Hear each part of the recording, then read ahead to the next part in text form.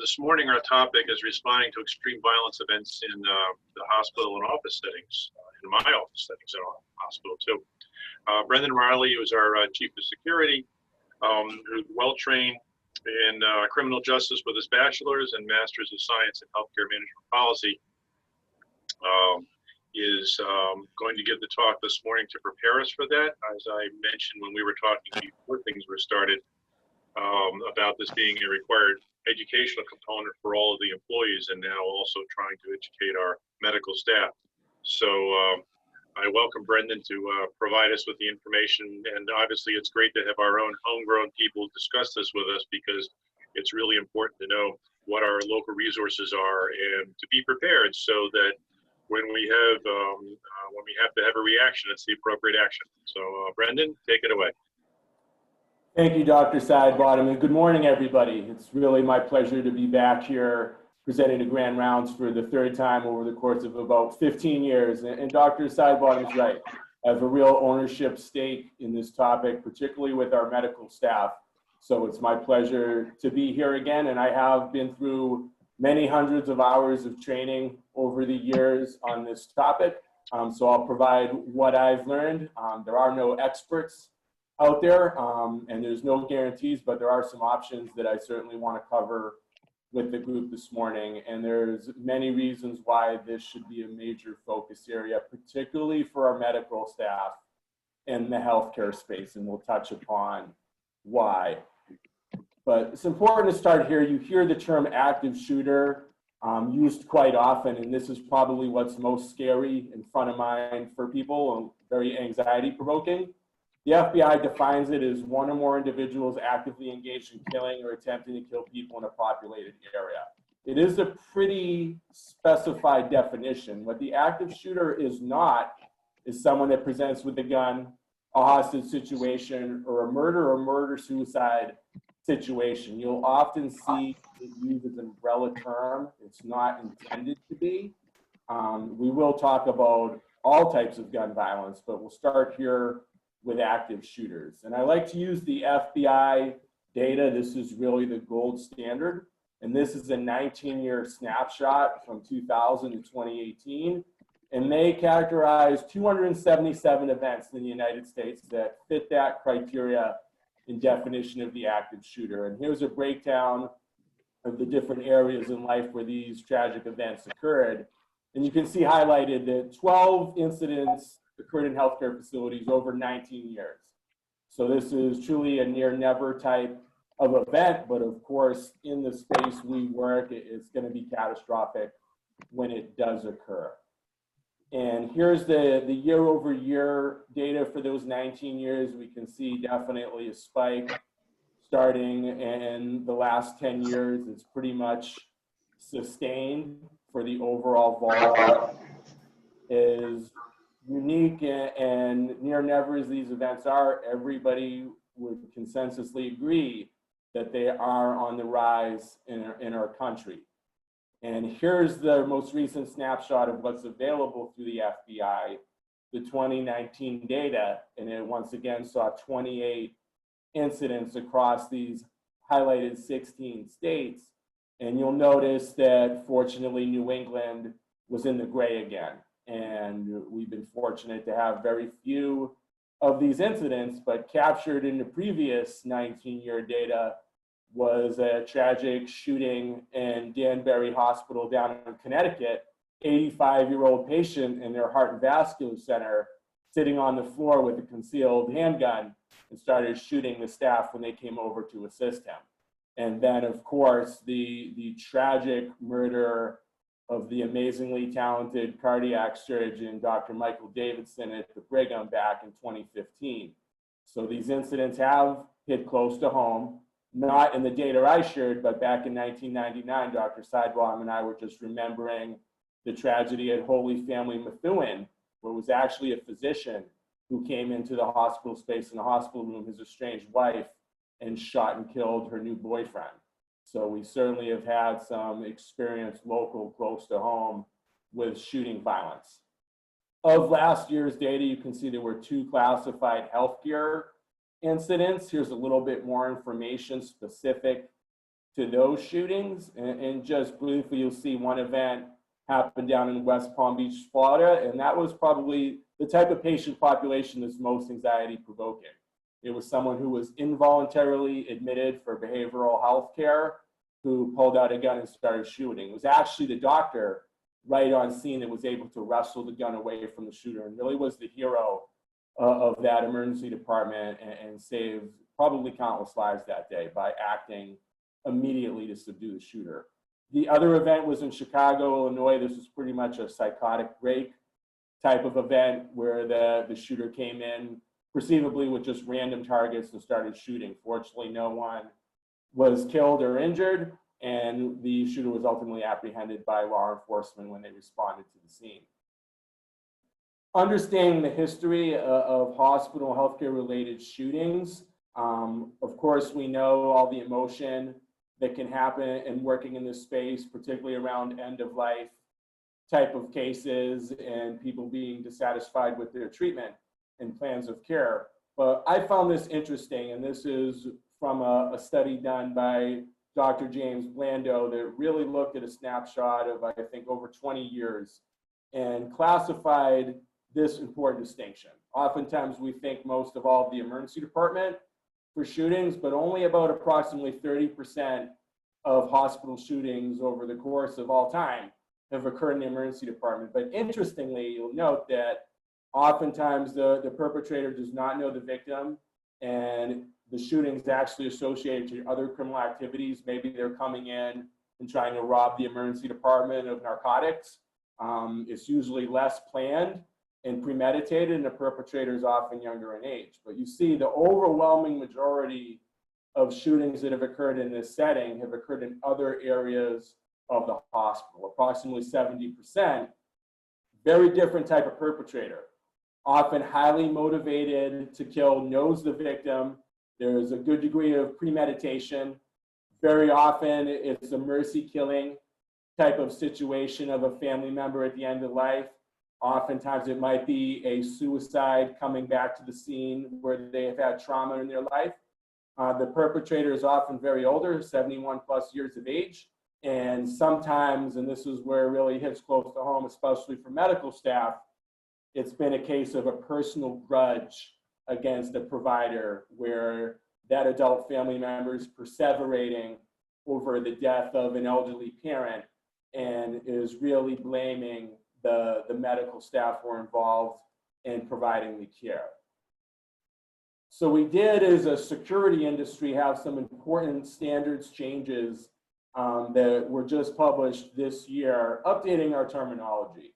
And one important distinction is, and I like this myself, is we're now using active assailant instead of just active shooter. An active shooter is going to be firearms. And you see the image up on the slide. This is weaponry that's been confiscated right here close to home in Lowell. And you can see by far and away the most common weaponry that's entered our hospitals are edge weapons. They're knives. You don't have to be a resourceful person to get your hands on a kitchen knife. So we have seen a lot of those brought into the healthcare system, and they're very deadly. So active assailant is more all-encompassing of the weapons that could come in. And also importantly, we've moved away from just workplace violence prevention teams to workplace violence prevention and intervention, accepting the unfortunate reality that these events are going to occur in the healthcare system. So of course we have to double our focus on prevention, but importantly, we have to work on strategies for response up to including the worst case scenarios in active assailant and armed threat. And also we're really maturing in how we prepare. You know, in the past, things like risk screening and violence assessments are now all-encompassing threat assessments. If you haven't had a formal threat assessment done at your office, you should.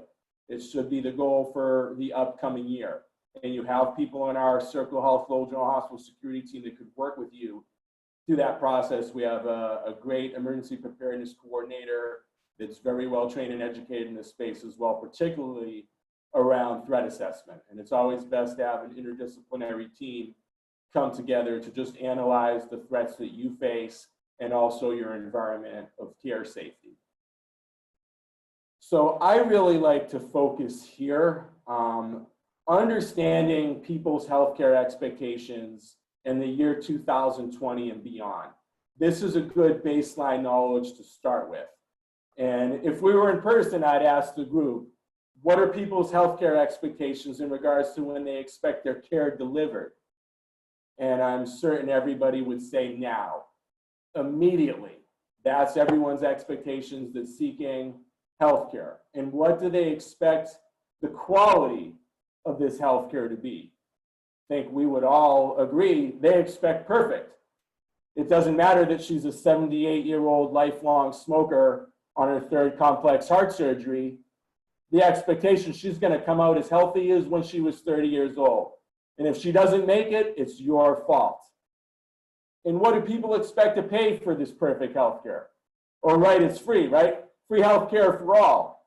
No regard for the cost of this state-of-the-art medical equipment and technology. No regard for the hundreds of thousands of dollars that's spent to train and educate these professionals to deliver the care. It should be a free entitlement. And I don't think this is much exaggerated. And by comparison, I always like to think of our cars.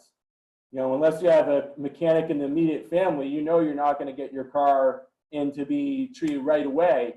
And, you know, nobody's going to expect if they're driving around an old beater with 300,000 miles that it's going to come out perfect. You know you're going to be back in the shop with more issues with the car.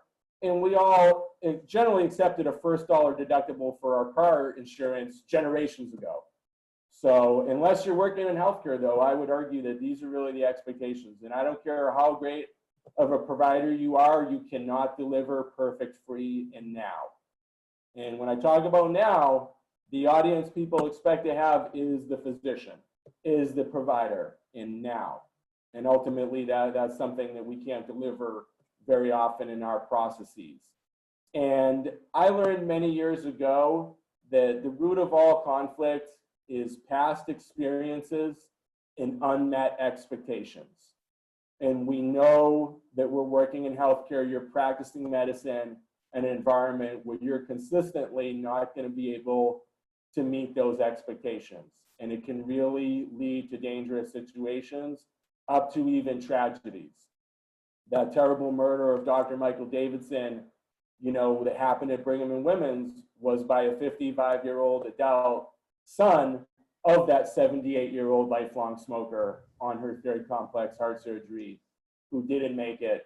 And the adult son could not cope with the emotions of that loss and had to target Drs. Davidson, particularly over the prescription of amiodarone, which was just standard protocol after that procedure. But this adult son perseverated on that, convinced himself that it was that prescription that ultimately led to his mother's death a couple months after the surgical procedure. And months after that, he showed up at the Brigham and committed that tragic murder. I also like to take a little bit of time to focus on this concept of aggression. And I like to show this image that kind of resonates with most people of the aggressive driver.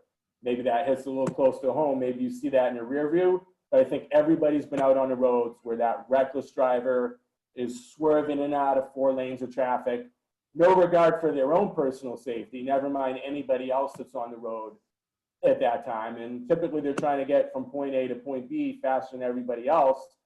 They never accomplish that goal, but what's going to happen the very next time they're out in a highway traffic jam? The same type of reckless, abandoned, and aggressive behavior.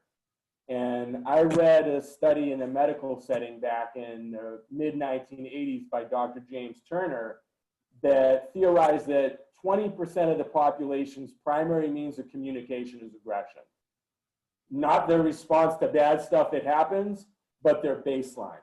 How they just communicate with people. Their first tool, you know, and I'd say that's even increased. If that was the case in 1984, I'd say build it up to 25% of the population now, and especially in the greater Lowell area.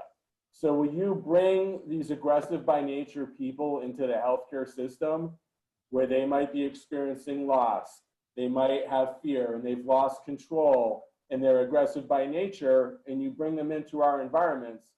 I think it really creates a perfect storm for those unmet expectations to meet aggression and for us as healthcare workers and you as providers to be the targets. I don't want to get too psychological, but I like this image of the anger iceberg. I've been taught that anger is a secondary emotion. It can be rooted in all of those things beneath the surface. I'll summarize all those words to fear and pain. And even in 2020, it's not generally accepted for somebody who looks like me to come into your office, to come to the healthcare system and express my fear and pain. But it's generally expected that I am going to express my anger with you as the target. But I think if we are able to work beneath the surface, it's a way of trying to manage this aggression. But we cannot turn these folks into perfect ladies and gentlemen. It would take a behaviorist probably thousands of hours to make a dent in some of these personalities. They are going to act out in our settings. We're not going to be able to change them. We can't frame expectations that they're going to be ladies and gentlemen. We have to look inward.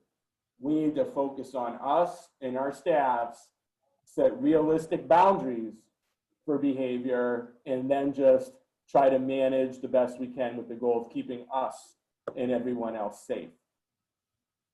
This is one of my favorite quotes. Believing that others will react as we would is the single most dangerous myth of intervention. Gavin de Becker said that in the great book, The Gift of Fear. I'd strongly recommend to read that book. I've read it twice. And Gavin de Becker is a very accomplished security professional. He's actually the personal security consultant for Jeff Bezos, CEO of Amazon, richest human in history. So he knows his stuff. And I see this play out on a daily basis in healthcare. We apply the reasonable person standard to the most unreasonable people among us. Again, we have to understand and expect that these folks will act out aggressively, and we have to focus in on our own responses. That's why, as an organization, we've kind of abandoned this zero tolerance for violence and these signs with the thou shall nots, because this applies the reasonable person standard. You and I don't need a sign to understand that a hospital is a heroing environment. We should not behave in these ways. But the aggressive by nature people, they might not read it. If they do, they see it as a challenge. And when you talk about zero tolerance, think about the times you've been threatened, up to even assaulted. What have the consequences been? You know, can we truly have zero tolerance? If we call in law enforcement, their ability to react is limited. A simple assault and battery is not an arrestable offense in Massachusetts. It's a court summons, and typically it's going to be a low fine, if anything. There's that culpability standard. You know, you've heard not criminally responsible by reason of mental disease and defect. That standard applies. That's out of our control. That's the justice system. We should lobby for real consequences for those who assault healthcare providers. But in my 20 years in the business, we lobbied 20 years ago. I haven't seen any change. Ultimately, again, my message is one of looking inward, focusing on your intervention strategies and how you keep yourself and others safe. And we've abandoned these behavior contracts that typically get crumpled up and thrown back in our faces by aggressive patients. So under the real focus topic of this extreme violence events, we got to understand this important concept of extreme danger gap. If somebody pulls a weapon, you know, that old saying, when every second counts, help is often minutes away. So of course, you need to know how to activate a response. Get to safety dial 911. In the hospital, also activate our security team, code gray 3333. But there's always going to be that gap of time before the responders get there.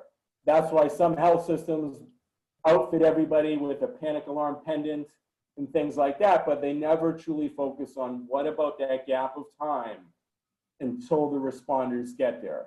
You yourselves are the immediate responders during that gap. So you want to talk about this subject with the office staff and the people you work closely with. You know, in a weapons situation, there's no guarantees, but there are options that we're going to talk about. Ultimately, you decide. It's a personal decision. And I always reflect back on the Boston Marathon bombings. And we've probably all seen the media coverage. And even after the second explosion, I'm always, you know, dumbfounded by how many people rushed towards the explosion. not knowing what was about to happen next. So many others ran as fast as they could away from the site of the explosions. That was a personal decision. We better not judge what anybody decided to do in those moments because it was their decision. But my argument is the more one thinks about these worst case scenarios in advance, the more you are prepared with that decision.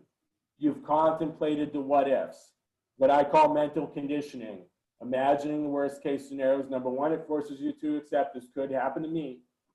And number two, it forces you to mentally rehearse what are your response options.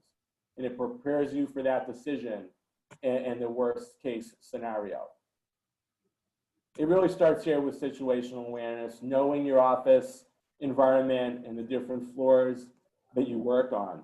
You know, conditioning yourself to know your exits. Anywhere you go in life, how would I get out immediately if there's any sort of emergency? Maybe if it's a gas smell or a fire, all the way up to the active shooter or the armed assailant.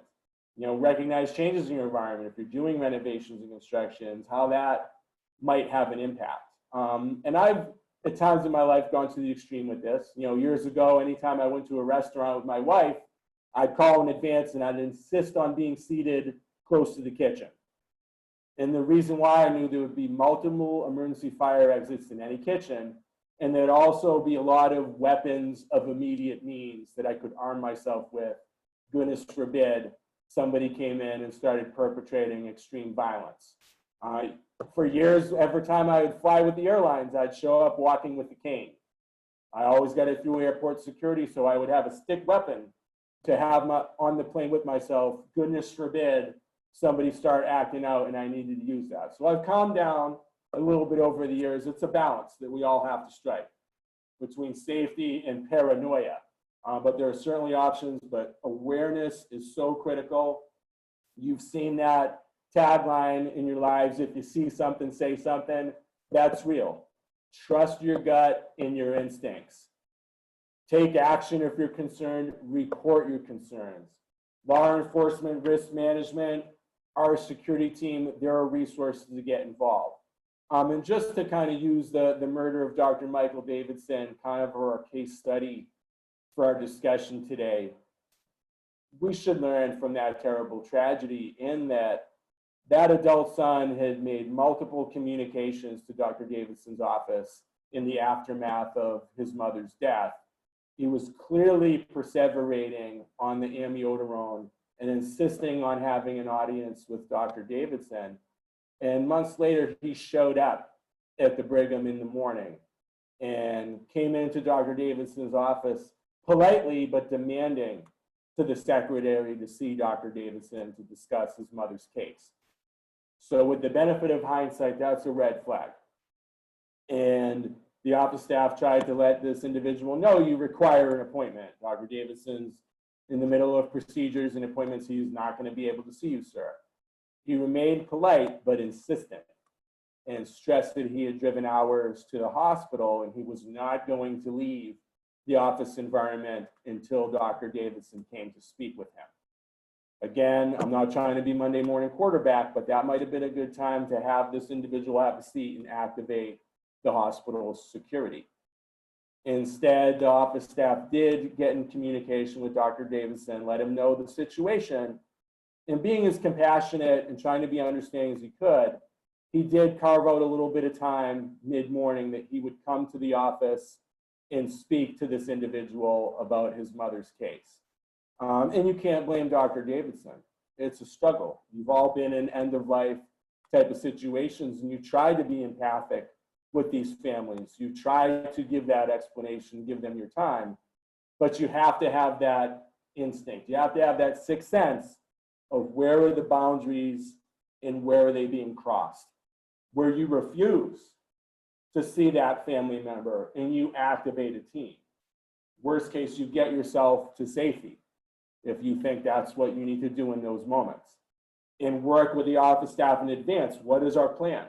What is our game plan if that agitated family member shows up and is demanding to see the provider? What next? And we have a team here that can work through that process with you if you're interested, but you want that game plan, you trust your gut, Ultimately, how the tragedy unfolded is the individual waited for a couple hours. Dr. Davidson came with his physician assistant, and they met privately in an exam room. And after 10 minutes or so of this fella talking in circles, Dr. Davidson didn't want to get too far behind with his patient load. He had the physician assistant leave the room to go back up to the procedure area. And nobody knows what happened next, but about another 15 minutes later, shots rang out. And Dr. Davidson's last act of heroism is running out to the corridor and warning everybody else that he was shooting. So terrible tragedy, but it's so important that we try to get some learning from that, that when these family members and others are targeting you and blaming you for tragic loss, we have to have a radar for that. We have to take it seriously always. I find this image to be pretty shocking. And a physician found this on their car after work one day on the little stationery of Little Mermaid. And I'll read it. Dear doctor, now that spring is officially here, I thought I'd write you a note. My little friend loves spring, what with Easter and the tulips and daffodils, and no more snow pants. But oh, that's right. He will never enjoy this again because remember, you killed him. Hope you're having a good spring. I'll be watching you. So just reading that gives me chills. And this was an emergency department physician that after tremendous efforts of life-saving care after a trauma event could not save this child. And years later, the parent had already found what this physician was driving and left this chilling note. So fortunately, this physician immediately activated a team response of risk management, local law enforcement, and things never escalated beyond this. But this is just an example of the length some people can go to with having to blame someone for their tragic loss. And it's often our medical staff that are the lightning rods for that. So please have a radar for this. Please make sure you take all threats seriously and you activate a team response. Survival mindset is really important, and as healthcare workers, we balance this concept of survivor protector, because we are duty bound to protect our patients and do no harm. It's not unique to just healthcare, though. When you think about teachers and education and the duty they have to their students, while also trying to keep themselves safe, and it's a survival mindset. Right at the base of the pyramid is really that preparation of forethought, that mental conditioning I already talked about. Terribly uncomfortable to do, but a perfect form of practice. Picture in your mind's eye, worst case scenario, somebody pulls out a knife, somebody pulls a gun. What would your actions be? That is a great form of practice. Critical incident response, one of three things for all human beings. It's going to be fight, or freeze. What it cannot be under any circumstances is freeze. There's nothing more unproductive than freezing up. And we see it with healthcare-associated violence, where staff members just become deers in the headlights in those most critical moments. So it might be the most critical moment in your life. You have to be prepared not to freeze, but it's a very human response, and the best way to prevent it is to go there to an uncomfortable zone and think about these events in advance. If we were in person, I would ask everybody to think of 3 people that they would do whatever it takes to keep them safe and keep them alive if there was an emergency situation. Only 3. You have 4 kids, you have to choose your 3 favorites. And in person, people will usually say my spouse, my child, my parent, my dog. But what I never hear is people say themselves, your relationship with yourself. And we have to struggle with this balance. To me, you can't protect anybody else if you're not a survivor. We all know when we fly on the airlines, there's a reason they say when it comes to the oxygen mask, apply your own mask first before assisting others. So we do struggle with this. We need to think of how to best protect our patients, but often the best way is to protect yourself, get to safety, activate law enforcement. I was recently on our special care nursery talking with our nursing staff about active shooters and extreme violence, and I was thrilled that they're thinking about it because they care for our most vulnerable patient population. our special care babies. And they were saying, what are our options? What we do? The most important thing I said to those nurses was this: if somebody pulls a knife or a gun on a special care nursery, you have my permission to run. Run like heck. Get off the floor, get to a phone, 911, activate law enforcement, 3333, activate in-house security. You've probably just done more for everybody's collective safety, the other nurses and the babies, than if you tried to stand guard and protect when somebody has a weapon that could kill you. So it's just something that we struggle with, but we want to think about. Preparation, I've mentioned it many times already. The mental conditioning piece is important. Going through with the what if questions, being agile. What if the plan doesn't work? What is plan B, C, D? This is a way to prepare yourself mentally and emotionally for survival. You know, I didn't do a lot of mental conditioning when I was younger. I do it a lot now. What if there was a code gray security emergency response to our retail pharmacy? And me as a security person show up and somebody's armed with a handgun. You know, thinking about that scenario in my mind forces me to accept it and think about what are my options? What would I do? Goodness forbid that occur in our hospital. So preparation is super important. It's a perfect form of practice. It's a simple form of practice. But it's not enough. You know, you certainly want to have a plan, and what comes to mind for our medical staff is the office setting. And as physicians, be the leaders on that. What is the plan? Communicate it to the plan, practice the plan. Every plan should have a component of trying to hide out and keep out the threat, going into lockdown, so to speak. Identifying what areas are potential hideout spots where an armed threat wouldn't see that people are in that space hiding out and barricading, as opposed to a place that's enclosed in glass, that if you're hiding in there, everybody's going to see that you're in there and identify you as a target. So there's no perfect environment of care, but you can identify in advance, this is a potential hideout spot, this is vulnerable, we wouldn't use that, and you can practice the plan. There's hospital departments here that practice it quarterly, like a lockdown type of exercise. It's unannounced. Somebody in a leadership position will say, hey, lockdown drill, you get 5 minutes. People get into their lockdown spaces, shut and lock the door, barricade it with furniture, turn the lights out, get down, take cover, put the phone on silent and be silent. And it builds that muscle memory, and it takes all of 5 minutes, and it develops that trained response. And as medical staff, and a lot of our nursing staff here too, have been immediate responders to Code Blue, cardiac arrest, a medical life-threatening emergency. And I always ask those providers, you know, how much training did you have to prepare yourself and qualify yourself for that first Code Blue event, where you had to step in urgently and provide life-threatening care measures? And I've often been told so much training and education led up to that very first Code Blue response. And I asked people, what was your actual reaction the very first time that it wasn't a simulation, that it was for real, and this person's life was on the line, and you were the immediate Code Blue responder? And the responses I've gotten over the years have been pretty universal.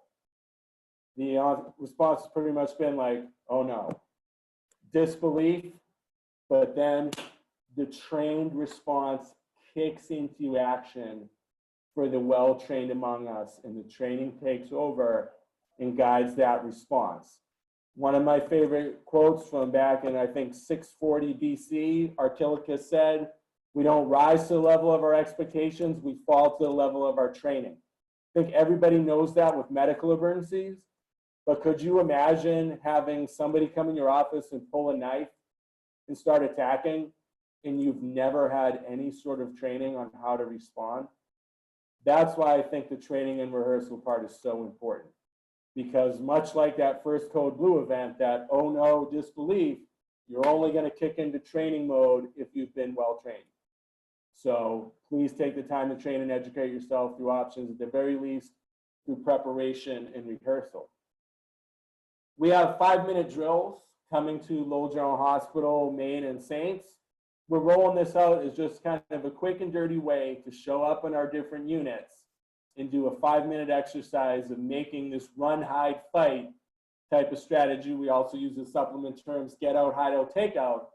What does that look like specific to your different work environment, specific to your office setting? You know, if you were to run and get out, where would you go? Where are your exits? What are your routes?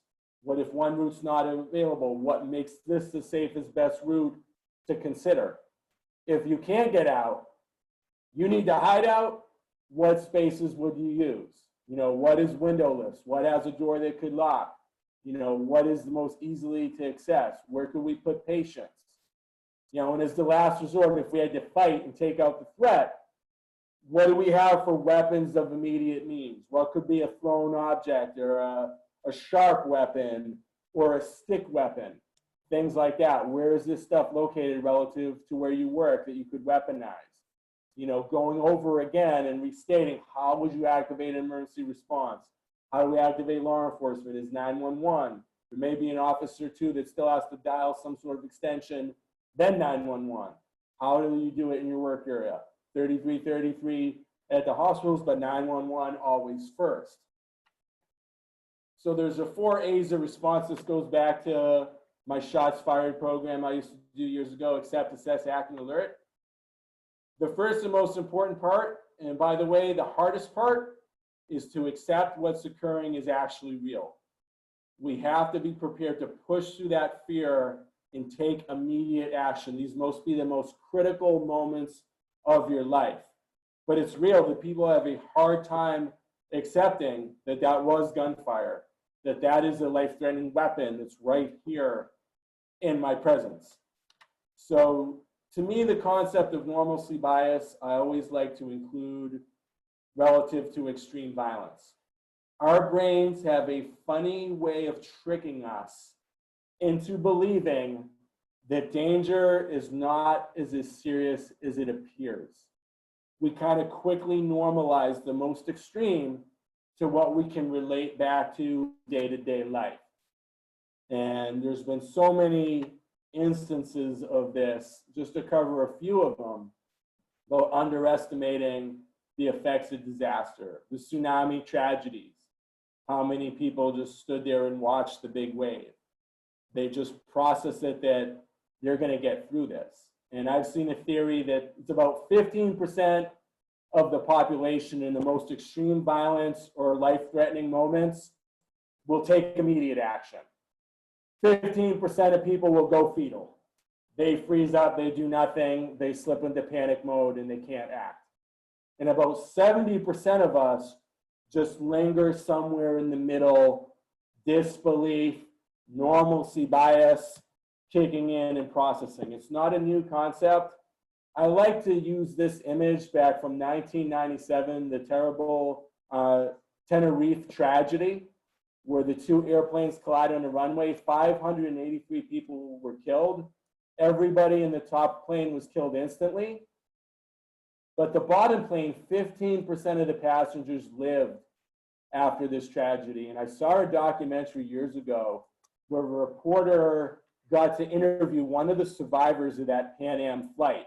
And he described the plane's upper fuselage tearing back like a can opener, lifted it off, and the plane bursting into flames. The reporter assumed, he said, it must have been chaos with all the passengers running for the closest exit. And this survivor described his experience was not at all like that. He said he happened to pay attention to the flight attendant for like the first time when she was pointing out the exits, and it kicked in when the disbelief kind of subsided. He grabbed his wife, they headed behind them to the nearest exit, which was just steps away, and they got immediately off the plane. That was the jump they were willing to make to deplane because it was on fire. But he said there was nobody else rushing to that exit.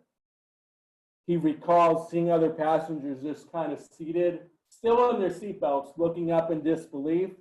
Others kind of look forward, looking for the flight attendant, kind of awaiting further instructions, when every second counted. And exactly 15% of those passengers lived. Everybody else perished. That concept of normalcy bias came to mind for me.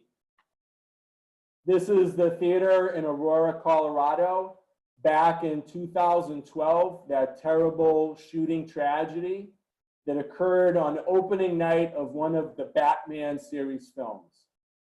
And what stood out to me is many of the survivors were interviewed by law enforcement, and they recalled arriving to the theater that night and seeing the active shooter out in the parking lot, dressing in full body armor with automatic weapons. They instantly normalized that into he's dressing up for the Dark Knight Returns movie. You know, we've probably all seen people coming opening night with the costumes on. They normalized that. Even when the gunman entered the theater and started shooting, many of the survivors recalled for minutes believing it was part of the show. It was part of opening night. Meanwhile, gunfire is ringing out and killing people who remain seated. Very few people were trying to actively escape in that setting. Here's an image for the tragedy in 2017 in Las Vegas, though the deadliest active shooting event in our country's history. This was minutes into the shooting where this image was captured, and I had the opportunity to meet the lead homicide detective who did the investigation to this active shooting event, and he had shared this image with me minutes into the shooting ringing out. And I think we kind of all saw the media coverage and thought everybody just ran for cover to get away. Not the case. A lot of people were stuck in the throes of this normalcy bias. And that lead detective shared with me that many people immediately pulled out their cell phone and started audio and video recording the gunfire coming up from the hotel tower, including people who were shot and killed while actively recording this happening. To me, again, normalcy bias, not taking action, not a new concept. That's old Mount Vesuvius back in the resort city of Pompeii, where everybody was predicting it was going to erupt, and so many people, 70% of the population, stayed in Pompeii. They rolled the dice. It was the finest resort city in the world at the time. Those are the people that end up under 6 feet of lava. So there's so many instances of normalcy bias, underestimating disaster and extreme violence when it's right in front of us. We have to accept it. We have to be part of that 15% that acts. So assessment's an important step. We have to quickly gauge what's occurring. These situations are very dynamic. They change rapidly. We constantly have to be considering what are our options. Do we get out? Do we hide out? Who is there to protect and how? How close is the violent threat to me? You know, as a last resort, we have to be prepared. Goodness forbid if we have to confront and try to fight and try to take out the threat. How am I going to do that? And these are rapidly changing circumstances. Response options: get out, run like heck. Get as far away from the threat as possible is the best way to maintain your personal safety. Don't wait for others to validate your decision. Encourage everybody else to run. He's got a gun, he's got a knife, and run like heck out that exit. If you're able to get out to safety, call out to 911 immediately. Every second counts. We have to activate that law enforcement response. So number one best response is run. Do not be where the threat is, but everything's so situational. Maybe your only access to an exit is to have to confront the armed assailant. So sometimes we have to have that strategy of hiding out and keeping out the threat. Hide. Put something between you and the threat, a barrier. Ideally, if you can get into a room that a door that locks, where nobody can see inside that space, and we could potentially barricade it, we want to do that. We always want to be mindful of places that could trap and confine you or corner you, but if you can get to an area with a sturdy door that locks, I would start there. Small office type setting. If the threat is right there in the immediate area, just close the door, lock it, shut the light off, be silent. If the threat's not necessarily in the immediate area, that's when we start barricading with furniture, shut the light off, take cover, be silent, maybe a silent call out to 911, but keep the phone silenced. And if you're a large space, you know, a classroom comes to mind. We have to resist the urge to huddle together for human support. We got to try to lock that door down the best we can, spread out, and start coming up with our plan. What are we going to do? Goodness forbid that threat enters this crowded area. And sometimes strategies like hiding off to the side from the closed door. So as soon as that threat enters the space, maybe you have an element of surprise coming parallel right from the side. As the true last resort, we always have to be prepared to fight when there's no other options. The armed threat is right there in your vicinity. And if you don't act, surely you're going to be killed. Others will be killed. So we got to be prepared with strategies. Act as more aggressively than you ever thought imaginable.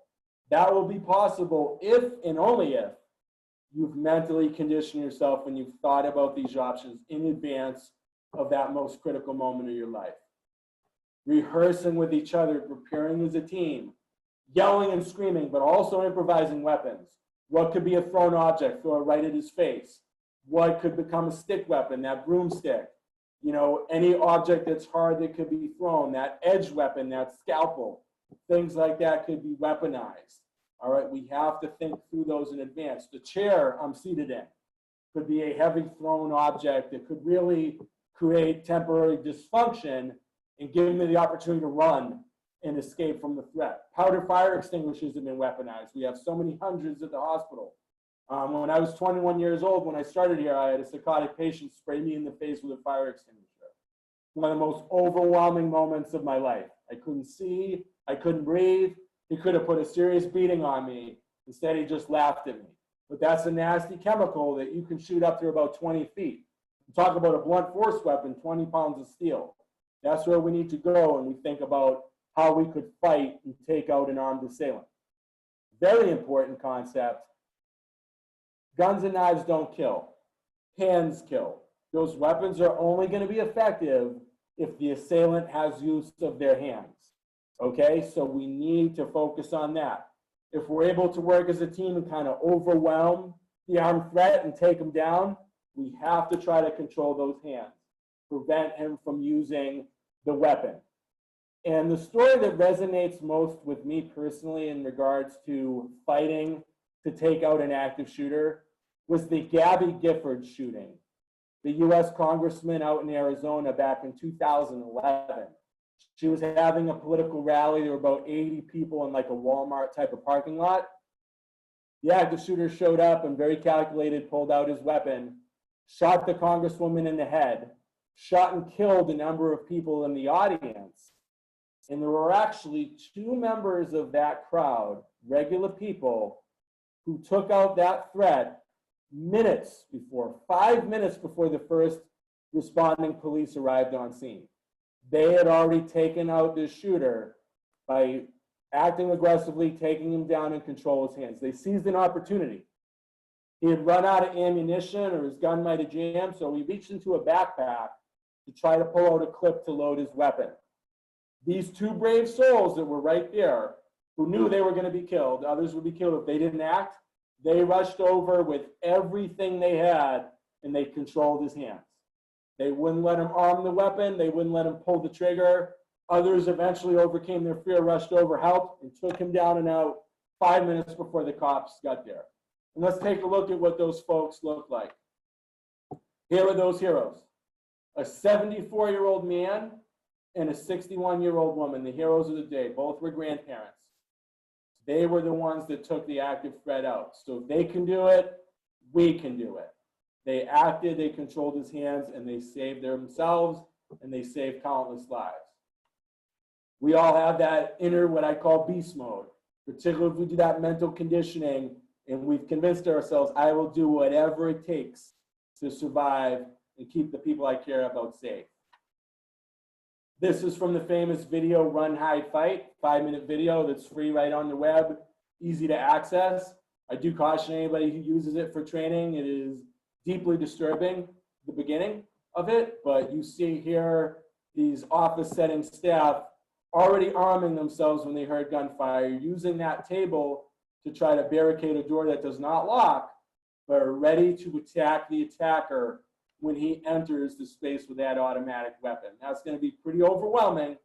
Chances are that's going to shock his consciousness. He's thought about in advance how this is supposed to go. It wasn't supposed to be like this. He was supposed to have control. He was expecting fear, intimidation, submission, not this. So the dynamics of attack, I like to think about this concept of the OODA loop. This concept was developed in the early 1940s by US military fighter pilots. When every millisecond counts when you're acting in an airplane in wartime. And they theorized that everything was this cycle. All action is this constant cycle of observe, orient oneself to what's happening, make a decision, and then take action. The OODA loop. So to me, what we have to do most of all, if somebody's an armed threat, is disrupt this OODA loop. Force them by our action simply as moving. I like to say move off the X. You know, we've all been to the theater, seen the plays. X marks the spot. The actor has to be there for the lighting, the sound systems to work. They move off the X, everything has to adjust. There's an armed assailant, move. Always remain dynamic, never be static.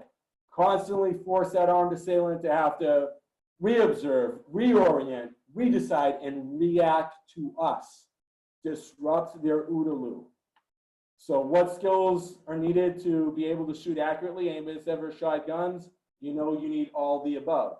So whatever stance we can disrupt the shooter, we're giving us that window of opportunity to fight or maybe to run away, to get away from the threat. I like this quote from Jeff Cooper from the United States Marine Corps.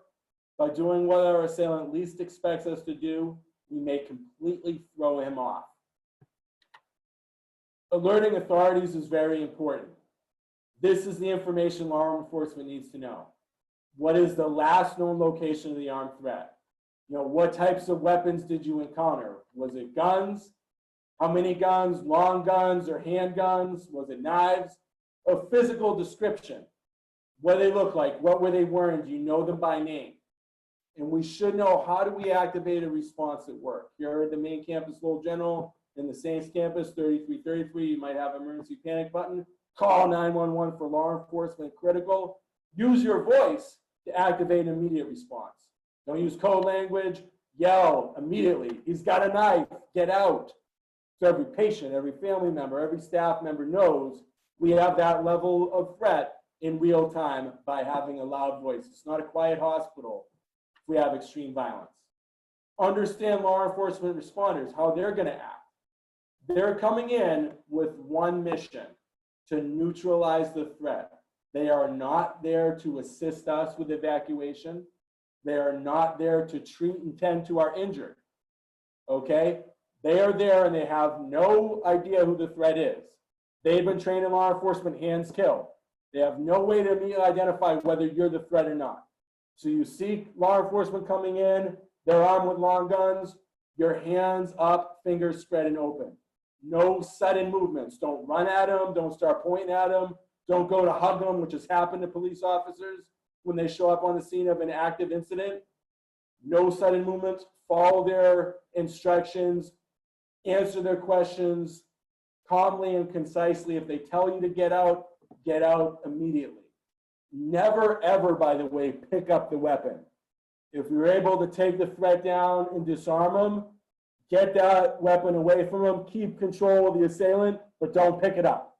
There's been tragedies where the heroes are the ones holding the gun when law enforcement arrives. Don't minimize the stress those police officers are going to be feeling responding to an active event with one mission to take out the threat.